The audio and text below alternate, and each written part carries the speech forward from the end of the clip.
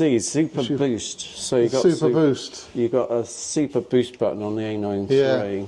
which takes you to that 120 frames per second if you need it. But the problem is 120 frames a second. You've got the pre-capture on. Half of your catch is actually already gone before you even start taking. You only get, on 120 frames a second, you only get 1.6 second burst. 1.6 second burst. Interesting. And then it's all full. Ah, okay.